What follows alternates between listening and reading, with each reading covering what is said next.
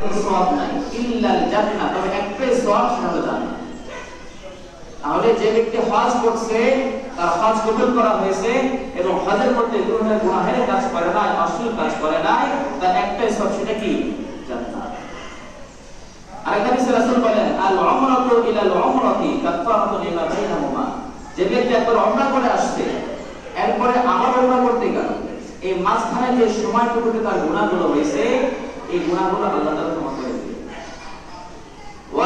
ওয়াল হজ্জুল মাবরুর লাইসা লাহু জাযাউন ইল্লা জান্নাহ, আর হজ্জ মাবরুর, হজ্জ মাবরুর কাকে বলে?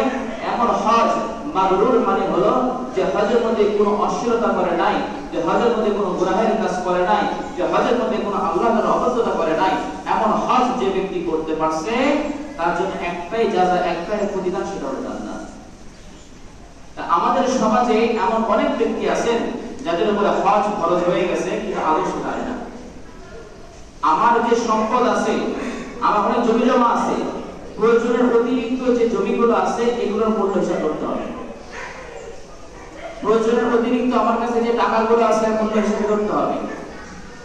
এবং আমার বাড়িতে অনেক শৌখিন জিনিস আছে যেগুলো প্রয়োজন না, শুধুমাত্র শখের কারণে আমি রেখে দিয়েছি, এই সকল জিনিসের মূল্য ধরতে হবে। কথার কথা, অনেক ব্যক্তি আছে ডায়মন্ড রাখেন শখে, হীরা রাখেন শখে, এগুলো অনেক দামি জিনিস। যাকাতের মধ্যে হীরার হিসাব আসে না, যাকাতের মধ্যে ডায়মন্ডের হিসাব আসে না, কিন্তু এই হজের যে নিসাবটা তৈরি করা হবে এই নিসাবের ক্ষেত্রে এগুলোর হিসাব চলে আসবে। আপনার বাড়িতে হীরার ছোট্ট টুকরা আছে, আংটি আছে, হীরা এর যে কোন ধরনের হিসাব ধরতে হবে। আপনার অনেক জমি জমা আছে যেটা প্রয়োজনের অতিরিক্ত, এর মূল্য ধরতে হবে। এভাবে প্রয়োজনের যেগুলো অতিরিক্ত এগুলো মূল্য হিসাব করার পরে যদি দেখা যায় যে আমার সাংসারিক যে খরচ হজের সময় তারা লাগবে এটা আছে, এরপরে অতিরিক্ত এই পরিমাণ টাকা আছে যে টাকা দ্বারা আমি হজে যাইতে পারবো, হজের সময় সেখানে অবস্থান করতে পারবো, ফিরে আসতে পারবো, আর আমার উপরে হজ ফরজ হয়ে গেছে। এমন অনেক মানুষ আছে যাদের উপরে হজ ফরজ কিন্তু শুধুমাত্র শয়তানের ধোঁকায়, শয়তানের ওয়াসওয়াসায় হজ করতে দেয় না। চিন্তা করে হজ করতে গেলে 5 লাখ টাকা লাগবে, 6 লাখ টাকা লাগবে, এত টাকা নষ্ট করে দিতে। আপনি চিন্তা করছেন টাকা নষ্ট, ওই টাকা আপনি রেখে চলে যাবেন, আপনার সন্তানরা কি করবে টাকা? আপনার সন্তানকে ওই টাকাটা আপনাকে জান্নাতে পৌঁছাতে পারবে? সম্ভব না। কিন্তু আপনি যদি বুঝতেন, নিজের ভালো নিজে বুঝতেন, আপনি যদি ওই টাকাকে খরচ করে আল্লাহর রাস্তায় হজ করে আসতেন, আপনার হালাল টাকা ছিল, আপনার হালাল টাকা ছিল, আপনি ওই টাকাকে ব্যয় করে যদি হজ করে আসতেন তাহলে আপনি গুনাহ মুক্ত থাকতে পারতেন এবং আল্লাহ তাআলার ওয়াদা আপনার জন্য জান্নাত। এত সুন্দর ফজিলত, এত স্পষ্ট সুস্পষ্ট ফজিলত বর্ণনা করার পরেও আমাদের গাফলতি থাকে, আমরা হজ করি না। এটা সত্য যে আমাদের অধিকাংশ মানুষ গরিব, আমাদের অধিকাংশ মানুষ অভাবে থাকে, তাদের এই পরিমাণ সামর্থ্য নাই। বাকি সমাজে এমন অনেক মানুষ আছে যাদের সামর্থ্য আছে, বাকি তারা চলাফেরা করে এমন ভাবে যে দেখে মনে হয় তার কিছুই নাই। আমার জমি আছে 10 বিঘা, 10 বিঘা জমি কি আমার আমাদের জন্য প্রয়োজন? 10 বিঘা জমি আমার লাগে না। 5 বিঘা জমির মূল্যে যদি হজে যাওয়া আসা সম্ভব হয় তাহলে ওই ব্যক্তির উপর হজ ফরজ হবে। আর যদি 10 বিঘা জমি থাকে তার সাংসারিক প্রয়োজনে 5 বিঘা ধরলাম লাগে, এত হয়তো লাগে না, 5 বিঘা ধরে রাখলাম লাগে। আর যে বাকি 5 বিঘা জমি আছে, যদি 1 বিঘা জমির মূল্য কত করে ধরা হবে? কত টাকা আসে এখানে হিসাবে? 1 বিঘা জমির দাম, ফসলি যে জমি আছে 1 বিঘা জমির দাম কিরকম আসতে পারে আমার জানা নাই। কত টাকা আসতে পারে? আচ্ছা, যদি 2 লাখ টাকা ধরলাম, 2 লাখ টাকা ধরলাম 1 বিঘা জমির দাম, কথার কথা ধরে নিলাম, তাহলে 5 বিঘা জমির দাম আসে 10 লাখ টাকা। আর এই ব্যক্তির উপর হজ ফরজ হবে কি হবে না? এবার চিন্তা করে দেখেন যে আপনার জমি জমা আছে, এর মধ্যে আপনার প্রয়োজন যতটুকু জমি, এই প্রয়োজনের বাইরে যে জমিটুকু আছে এর যে মূল্য আছে, বিক্রি করে যে মূল্যটা আসবে, এই পরিমাণ সম্পদ যদি আপনার কাছে থাকে আপনার উপর হজ করা ফরজ। এটা আমাদের খুব গুরুত্ব দিয়ে বোঝা উচিত, আমল করা উচিত। যদি আমি হজ ফরজ হয়ে গেছে এরপরে গাফলতি করে হজ না করি, রাসূলের সেই কঠোরতা, রাসূলের সেই কঠোর বাণী আমার উপর প্রযোজ্য হবে যে সে ইহুদি হয়ে মারা যাক না খ্রিস্টান হয়ে মারা যাক, আমার দেখার বিষয়। এই জন্য হজ জীবনে একবার ফরজ, এটা তো আমাদের আশা থাকা দরকার। আমি হজ করতে যাব, আমাদের এলাকায় একজন নাপিত ছিল, চুল কাটে, ওই বেচারা চুল কাটার টাকা দীর্ঘদিন ধরে জমা করে হজ করে আসছে। আমার মনে যদি সদিচ্ছা থাকে আমি আল্লাহর ঘরে জিয়ারত করতে যাব, আল্লাহর ঘরকে সচক্ষে দেখব।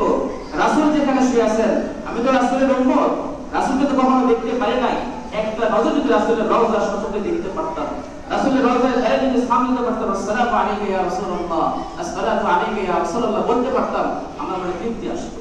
এটা আমাদের প্রত্যেকটা মুসলমানের একটা আশা থাকা উচিত, প্রত্যেকটা মুসলমানের জীবনের একটা উদ্দেশ্য থাকা উচিত। আমাদের অনেক উদ্দেশ্য থাকে, বিশাল বাড়ি করবো, গাড়ি করবো, বাকি এটা দুনিয়াতে রেখে যেতে হবে, সঙ্গে নিয়ে যাওয়া সম্ভব না। কিন্তু আমার মনে এক থেকে বেশি আশা দরকার ছিল, বেশি আকাঙ্ক্ষা থাকা দরকার ছিল যে আল্লাহর ঘর একবার জিয়ারত করব, সেই হজরত আসওয়াদ একবার চুমা দিব, সেই কাবার গালো দেওয়াকে একবার স্পর্শ করব, এটা আমার মনে আশা থাকা দরকার ছিল। রাসূলের রওজার পাশে যারা রাসূলকে সালাম দিব, এটা আমাদের আকাঙ্ক্ষা থাকা দরকার ছিল। কিন্তু আমাদের এই জায়গাতে বিন্দু পরিমাণ আকাঙ্ক্ষা দেখা যায়। অনেক বড় ভাই তো আমরা হজ করতে যাব, আমরা হজের কত টাকা জমাইছি। মুফতি শফি রহমাতুল্লাহ আলাইহি পাকিস্তানের একজন প্রখ্যাত আলেম ছিলেন, ওনার বড় মেয়ে একবার এসে বলল, বাবা আমি হজ করতে যাব। তখন বললেন, তুমি কত টাকা জমাইছো হজের জন্য? উত্তর ছিল, 1 টাকাও জমাই নাই।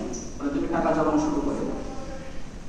আমরা নিয়ত করি যে হজে যাব, আমরা ইচ্ছা করি যে হজে যাব, হজ করতে যাব, কিন্তু হজ করতে গিয়ে আমাদের টাকা লাগবে, এই টাকা কি জমানো শুরু করছি আমি? যদি জিজ্ঞেস করি, আপনার মনে এতই আশা, আপনার মনে এতই আকাঙ্ক্ষা আপনি হজ করতে যাবেন, আপনি তো হজের উদ্দেশ্যে 1 টাকা জমা করতে পারেন।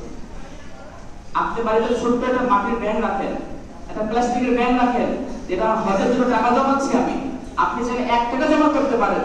কিন্তু আপনার মনে অনেক আশা, কিন্তু আপনার চেষ্টা বিন্দু পরিমাণ নাই।